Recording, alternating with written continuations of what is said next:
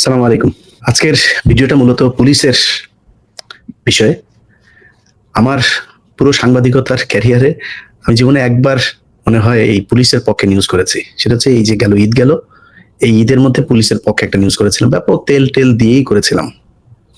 কারণ হচ্ছে পুলিশকে আসসালামু আলাইকুম প্রিয় দর্শক, দেশ কিংবা দেশের বাইরে যে যেখান থেকে বসে ভিডিওটি দেখছেন সবাইকে অনেক অনেক ধন্যবাদ এবং ভালোবাসা জানাচ্ছি। প্রিয় দর্শক, কথা বলছেন আমাদের সবার পরিচিত প্রিয় মুখ, অত্যন্ত সাহসী সাংবাদিক, অনুসন্ধানিক সাংবাদিক ইলিয়াস হুসাইন। আমরা সরাসরি চলে যাব ভিডিও স্ক্রিনে, সেখানে আজকের ভিডিওর মূল অংশ দেখে আসবো। ভিডিওটি অত্যন্ত গুরুত্বপূর্ণ হবে, অবশ্যই ধৈর্য সহকারে পুরো ভিডিওটি দেখবেন, তাহলে বিস্তারিত বুঝতে পারবেন।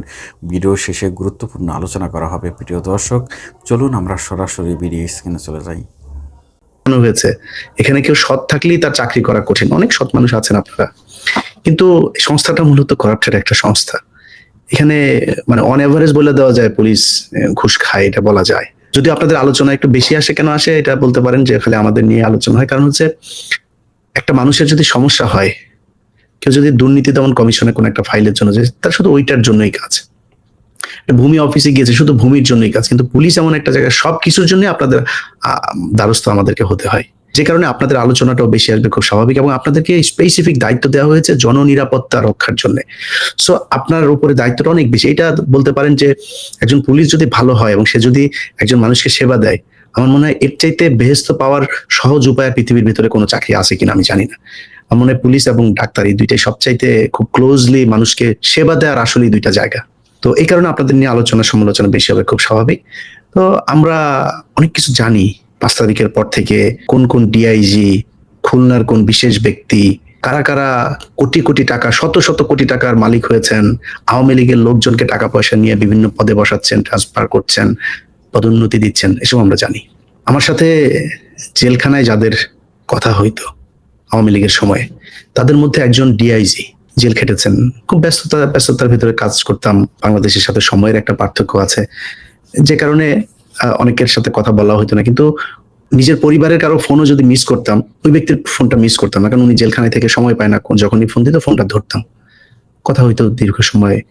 কথার আগে পরে আল্লাহ মাশাল্লাহ আলহামদুলিল্লাহ, নামাজ রোজার বাইরে কোনো কথা নাই। তো আমার এদের প্রতি আবার একটা দুর্বলতা আছে, খুব ভালোবাসতাম, সম্মান করতাম। 5 তারিখের পরে শুনি শুধু মালের উপরে আছেন উনি। আরে শালা, তোর তো মানে তোর তো এখানে মেরে ফেলা দরকার ছিল। তুই এত বিপদ থেকে আল্লাহ বাঁচিয়েছে, এরপরেও মানে জেল থেকে বেরিয়েছিস, এটাই তো জীবনের সবচাইতে বড় নিয়ামত হওয়া উচিত। টাকা পয়সা এমনি খাওয়া লাগবে? জমি কিনছেন, ফ্ল্যাট কিনছেন, জমির বায়না দিচ্ছেন, এলাহি কারবার।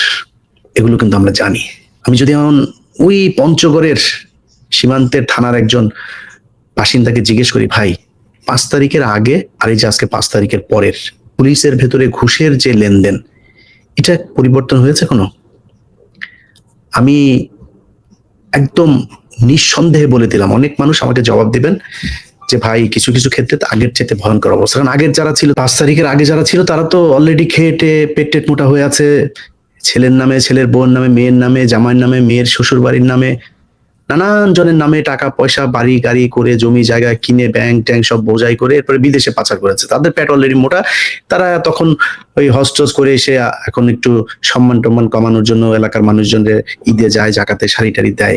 কিন্তু এখন যারা এসেছেন 15 বছরের অভুক্ত, ভুকা নাঙ্গা, ওনারা এসে যা পাচ্ছেন তাই খাচ্ছেন।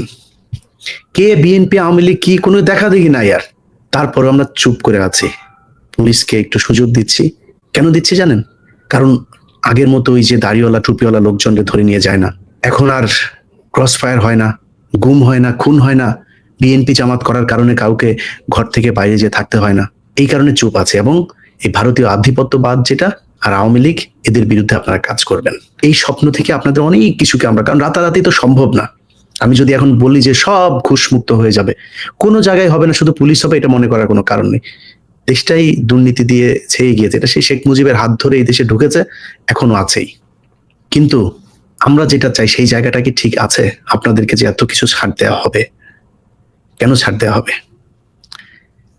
বাউফল থানার ওসি, সেই বাউফল থানার ওসিরে আমি একদম তার প্রমাণ সব সহ সেখানে নিউজ গেল। গরু চুরি করাচ্ছে সে মানুষে দিয়া।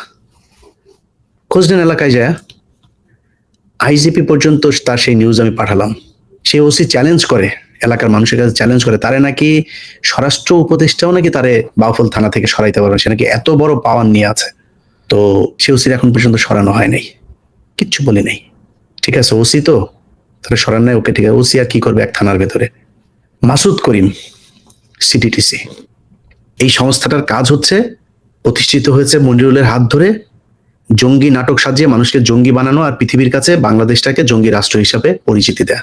সে মাসুদ করিমকে এনে 5 তারিখের পরে বসানো হলো সিটিটিসি। বেশ কয়েকদিন বলেছে এই মাসুদ করিমের নাম, আজকে হাতে ধরায় তারপরে বলে দেই মাসুদ করিম কে সেটা আপনারা দেখেন একটু। 3APPN খুলনা এই যে এই পেজে, এই পেজটা হচ্ছে মাসুদ করিম এই 24-এর যে আন্দোলনের আগেও সে ওইখানে ছিল।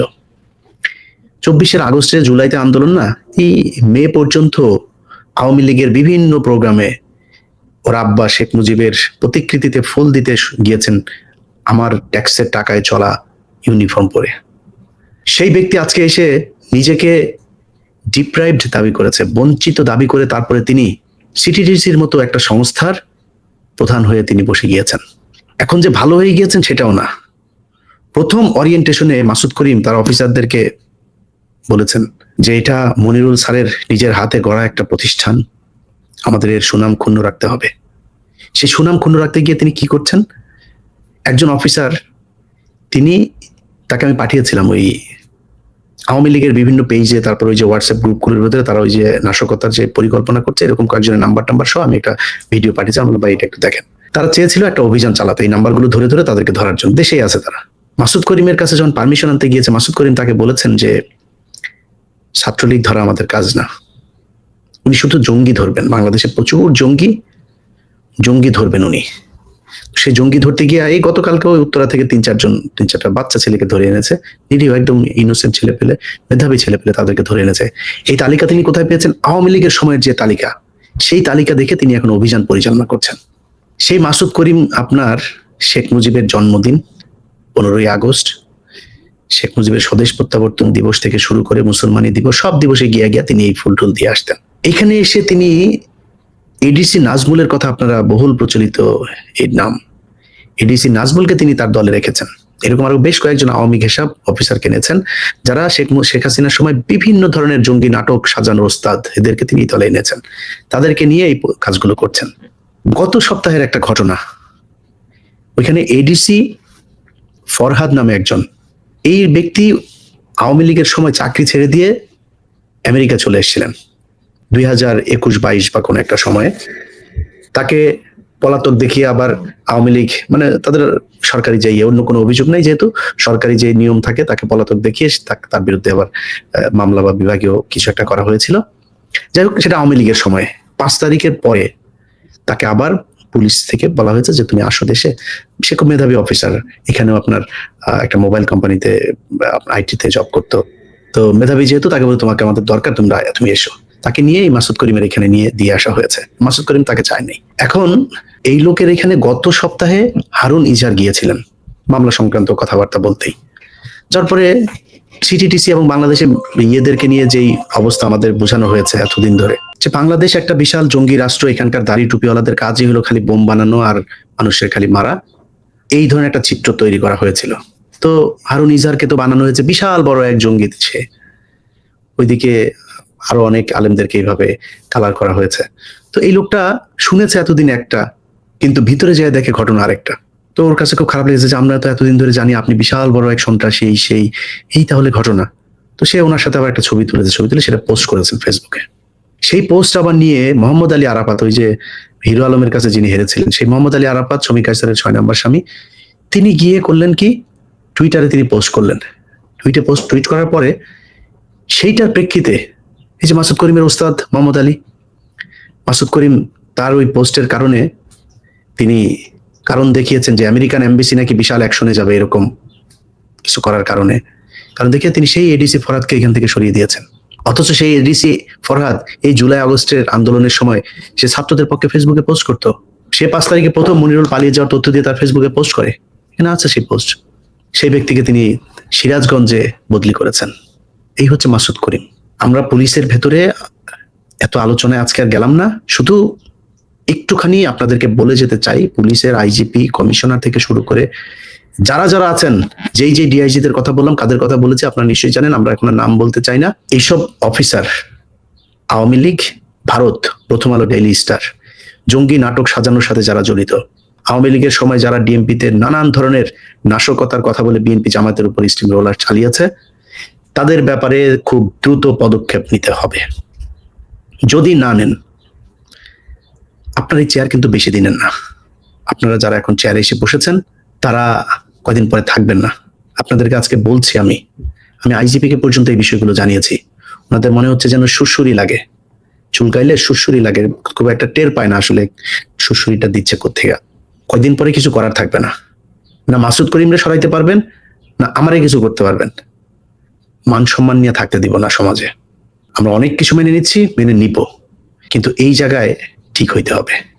আওয়ামী লীগের লোকজনরে পুলিশে এত লোক বিএনপির কোত্থেকে আসলো? আমরা তো 4 তারিখেও তো আমার শেষ ভিডিও ছিল যে যারা আজ পর্যন্ত, এখনো পর্যন্ত আপনাদের সময় আছে সরকারি অফিসে সচিব নাকি সবই নাকি এখন বিএনপি আর জামাত। আরে এত বিএনপি জামাত থাকতে আপনারা একজন তো শুনলেন না, পত্রিকা সরে আসতেন। এত বড় হত্যাকাণ্ড চলছে এই দেশের, রিক্সাওয়ালা পর্যন্ত পাশে এসে দাঁড়িয়েছে, গার্মেন্টস এর কর্মী রাস্তায় পাশে এসে দাঁড়িয়েছে, বস্তির মানুষ এসে রাস্তায় দাঁড়িয়েছে ছাত্রদের পক্ষে। আপনারা কেউ গিয়ে তো দাঁড়িয়ে একজন মানুষও তো যান নাই। আমরা যে এত বলা বলি করেছি যে আপনারা যারা সরকারের বিরুদ্ধে আছেন আপনারা জনগণের কাতারে এসে দাঁড়ান, একজন আসলেন না। 6 তারিখে সব সচিবালয় পুরো বিএনপি আর জামাতে ভরা। এত বিএনপি জামাত দেশে ছিল, এত পুলিশ অফিসার দেশে ছিল। আমরা তো জানি এই যে পুলিশের যে এএসপি যে বিসিএস নিয়োগ দেয়, 14 গোষ্ঠী হিসাব করে তারপর আপনাদেরকে নিয়েছে। আপনারা আওয়ামী লীগ করতেন, এদেরকে সরানো উচিত। প্রচুর লোক আছে বেকার দেশে, গেল কয়েকটা বিশেষ সব কটার বাদ দিয়ে দেওয়া দরকার। আমার পরিচিত যা হইলো তার বাদ দিয়ে দেওয়া উচিত। আপনি চাকরি পাইলেন কেমনে? এগুলোর বাদ দেন। বিশেষ করে যেগুলি এমপির কাছ থেকে ওই যে এনেছে, ফর্ম এনেছে, যে আমি তাকে ব্যক্তিগতভাবে চিনি, সে আমার ছাত্রলীগের সক্রিয় একজন কর্মী, আমি তার কামনা করি, ওই যে একটা দেয় না প্রত্যয়নপত্র, এগুলো এনে যারা চাকরিতে সব কটা এখানকার নিজে স্বীকার করেছে ও ছাত্রলীগ করে, ও চাকরির সময় লিখিত দিয়েও চাকরিতে ঢুকেছে। আপনি এত হইলেন কেমনে? ইরা আছে, আহত পরিবারের সদস্য আছে, পুলিশে ঢুকান। গত কয়েক বছর ধরে সেই ভিপি নূর থেকে শুরু করে এই পর্যন্ত যারা এই কোটা সংস্কার আন্দোলন করেছে, কারোর কোথাও চাকরি দেয় নাই। শুধু এই কারণে আপনার বিসিএস টিকেছে, বিভিন্ন ভাইবা পরীক্ষায় টিকেছে, তারপরে পুলিশ ভেরিফিকেশনে গিয়ে তাদের চাকরি হয় নাই। শুধু এই কারণে ওদের এখানে চাকরিতে দেন। নিহত হয়েছে যে পরিবার, তাদের পরিবার থেকে এসে পুলিশে দেন। এরা কোনোদিন বিট্রে করবে না। অতএব আমি মনে করি এটা অনেক বড় দায়িত্ব হয়ে যায় যদি নাও করেন। যারা আওয়ামী লীগের আছে আমরা কিন্তু খোঁজ খবর নিয়ে পাইয়া যাব, আপনার না চাইলেও চলে আসবে আমাদের কাছে। যদি এদেরকে খুব দ্রুত গতিতে অ্যাকশন এদের বিরুদ্ধে না নেওয়া হয়, আমি নাম ধরে ধরেই বললাম, আইজিপি থেকে শুরু করে যারা যারা আছেন এগুলোর সাথে, ছাত্রদের হত্যা মামলা, সেই মামলারে আপনারা এসে বলেন আপনাদের ঊর্ধ্বতন কর্তৃপক্ষের ছাড়া ধরা যাবে না। 2 দিন আগে ওসি এই ডিএমপি কমিশনার সাহেব একটা নির্দেশনা দিয়েছেন ওসিদেরকে যে এখন থেকে হত্যা মামলা আসামিদেরকে ধরার জন্য ওসিরা দায়িত্ব পালন করতে পারবে, কারো পারমিশন লাগবে না। এই আওয়ামী লীগের ইদানিং মিছিল টিছিল শুরু হওয়ার পরে এই দায়িত্ব দিয়েছেন, এই 2 দিন আগের সিদ্ধান্ত এটা। অতএব আমরা আপনাদের ব্যাপারে অনেক ছাড় দিব। আমাদের এই যে দাবি 5 তারিখের আগে থেকে এখন পর্যন্ত ওই জায়গাতেই আছে। আমাদের কোনো দয়া করা লাগবে না, আনুকূল্যতা দেখাইতে হবে না। আপনার কাছে ভাই চাকরি চাইতেও যাই নাই, এটা বললাম যে গ্রামের গরিব মানুষ আছে, ভাই একটা চাকরি নিয়ে দে। মনে করে আমি বিশাল প্রভাবশালী বললেই চাকরি হয়ে যাবে, আমি তো এই ধান্দাবাজি করি না। কিন্তু মানুষের উপকার করা দরকার। তারপর আপনাদের কাছে যাই না যে ভাই ওর একটা চাকরি নিয়ে দেন। কিন্তু আপনারা ক্রিম খাবেন, টাকা পয়সা জমাবেন, আওয়ামী লীগের লোকজন নিয়ে ঘর সংসার করবেন, কিছু বলবেন, এটা মনে করার কোনো কারণ নেই। পুলিশে যখন ধরা শুরু করবো না, চোখে মুখে অন্ধকার দেখবেন। ভালোই ভালোই আওয়ামী লীগের হত্যা মামলার আসামি যেগুলো আছে এগুলো ধরেন। আইন মন্ত্রণালয় গতকালকে আইন পাশ করেছে, আইন মন্ত্রণালয়েও হত্যা মামলার আসামিরা তাদের এই মামলা থেকে তাদের নাম প্রত্যাহারের আবেদন করতে পারবে। আসিফ নজরুল গতকালকে নিয়ম করেছে। পুলিশকে বলবো, যদি নাকি আপনার এলাকার আওয়ামী লীগের এই লোকজনের না ধরেন, পুলিশের ঊর্ধ্বতন যারা আছেন তারা যদি। আসসালামু আলাইকুম প্রিয় দর্শক, দেশ কিংবা দেশের বাইরে যে যেখান থেকে বসে ভিডিওটি দেখলেন সবাইকে অনেক অনেক ধন্যবাদ এবং ভালোবাসা জানাচ্ছি। প্রিয় দর্শক, আশা করি পুরো ভিডিওটি দেখেছেন এবং বুঝতে পেরেছেন। অত্যন্ত সুন্দর আলোচনা করা হলো, জ্ঞানগর্ভ আলোচনা করা হলো। আমাদের প্রিয় সাংবাদিক ইলিয়াস হোসেন, যিনি গত 16-17টি বছর শেখ হাসিনা আওয়ামী লীগ দ্বারা নির্যাতিত হয়েছে, নির্বাসন হয়েছে, মানসিকভাবে টর্চার করা হয়েছে, তার পরিবারকে টর্চার করা হয়েছে। এরপরেও তিনি অন্যায়ের বিরুদ্ধে কথা বলে গেছেন, অন্যায়ের কাছে কখনো মাথা নত করেননি। জুলাই আগস্টের যে বিপ্লব সম্পন্ন হলো বাংলাদেশে, তার ভূমিকা অসীম ছিল। তিনি বিদেশের মাটিতে বসে সামাজিক যোগাযোগ মাধ্যমে ছাত্র সমন্বয়কদের মনকে আরও শক্তিশালী করেছে, নতুন নতুন বার্তা দিয়েছে, কি করতে হবে কি করতে হবে না সেই নির্দেশনাগুলো দিয়েছে। তার বাংলাদেশে ব্যাপক অবদান রয়েছে শেখ হাসিনা তাড়ানোর জন্য। বর্তমান আমরা দেখছি যে বর্তমান সরকার তার ইউটিউব চ্যানেল, ফেসবুক পেজকে বিভিন্ন রেস্ট্রিকশন দিচ্ছে এবং বন্ধ করে দেওয়ার একটা চক্রান্ত করছে। অথচ এই ইলিয়াস হোসাইন সারা জীবন নির্যাতিত হয়েছে শুধুমাত্র অন্যায়ের বিরুদ্ধে কথা বলার জন্য। ওসমান হাদিকে নিয়ে কথা বললেন। ওসমান হাদিকে যেভাবে নির্মমভাবে হত্যা করা হয়েছে আপনারা দেখেছেন যে ওসমান হাদি, এই সরকার ওসমান হাদির খুনিকে ধরতে পারল না, ওসমান হাদির খুনি পালিয়ে গেল। এই বিষয়গুলো নিয়ে আলোচনা সমালোচনা করা হচ্ছে এবং এই বিষয়গুলো নিয়ে যে কেউ সরকারের উপর রাগ ঝাড়বেই, কারণ সরকার গোয়েন্দা কি করে, কিসের জন্য তারা ক্ষমতায় বসেছে, আইন কি করে, তারাই যে একটি বছর পার হয়েছে, তারা আইনের কি দেখালো আমাদের? মানুষ মারামারি করছে, ধরাধরি করছে, আইনের কোনো কিছুই নেই, আইনের শাসন নেই দেশে। প্রিয় দর্শক, কথা বললেন আমাদের সবার পরিচিত ভালোবাসার মানুষ ইলিয়াস হোসেন। কেমন লাগলো আপনাদের অবশ্যই কমেন্টে জানাবেন। সবাই ভালো থাকবেন, সুস্থ থাকবেন। ভিডিওটি শেষ করছি, আবারও দেখা হবে ইনশাল্লাহ। আসসালামু আলাইকুম।